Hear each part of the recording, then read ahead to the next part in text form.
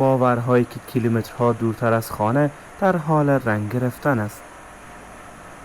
قلم او حالا در خاک افغانستان رنگ آزادی به خود گرفته، رنگ صلح و رنگ دغدغه‌های حقوق بشری، چیزی که به خاطر آن مجبور به ترک کشور خود ایران شده است.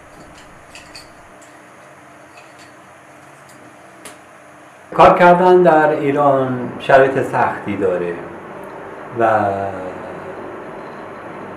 بیشتر کارها تحت کنترل هست و به اصطلاح ممیزی میشه کارها و سانسور شدیداً اعمال میشه و عرضم به حضورتون که در نمایشگاه هایی که من داشتم گاهی وقتا به مشکلاتی برخوردم، اومدن و نمایشگاه من تعطیل کردن. عرض کنم که از دانشگاه هایی که من تدریس میکردم به عنوان استاد هنر، در اون دانشگاه ها برای من مشکلاتی پیش آوردن و در نهایت منو ممنوع به تدریس کردن.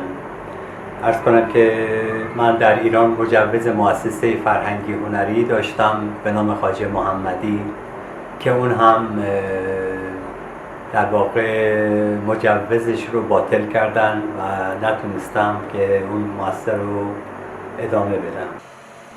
سه نمایشگاه و ده‌ها اثر نقاشی با موضوعات حقوق بشری بخشی از حاصل تلاش 5 سال تلاش حضور او در خاک افغانستان است. حمید رضا خواجه محمدی دکترای نقاشی دارد. هنرش در این سالها تنها همدم تنهایی او و دور از تمام اعضای خانواده بوده است. 5 سال زندگی در افغانستان در حال شکل دادن دغدغه‌های جدید برای این هنرمند نقاش ایرانی است. هرچند شاید این کشور جای امنی برای ادامه زندگی این پناهجو نباشد، اما او با مردم افغانستان خو گرفته و با خیال راحت توانسته که دغدغه‌های فکری خودش را به تصویر بکشد، چیزی که به خاطر آن مجبور شده وطن خود را ترک کند. هرچند جنگ و ناامنی چهره این روزهای افغانستان را خون آلود کرده است، اما آغوش باز مردم افغانستان برای این هنرمند پناهجوی ایرانی رنگ همدیگر پذیری را به تصویر کشیده است. با این وصف اما او حالا ادامه زندگی خود را در اینجا به خطر می‌بیند. افغانستان خانه من نیست، خانه من ایرانه. ولی خب این مدتی که اینجا بودم راضی بودم از مردم، خوب بودن برخورداشون با من.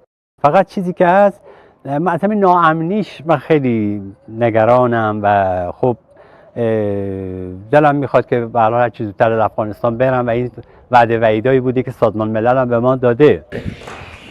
این نقاش 63 ساله ایرانی پس از مجبور شدن برای ترک وطن خود با عبور از دل جنگ و ناامنی برای اهداف خود خیز برداشته است. 5 سال انتظار برای آغاز جدید، نقش راهی که حالا رنگ دود و بارود به خود گرفته است. حسیب الله مستنصر، ایران اینترنشنال، هرات.